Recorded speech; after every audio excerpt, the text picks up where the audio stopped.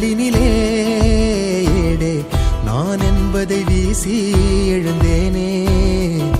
மனமே தான் என்பது போகும் பெருங்கணத்தினிலே கூவி வாவென்றொரு வாழ்க்கை சிறு குரலாய் அருளாய் பேச போகாதொரு ஆழம்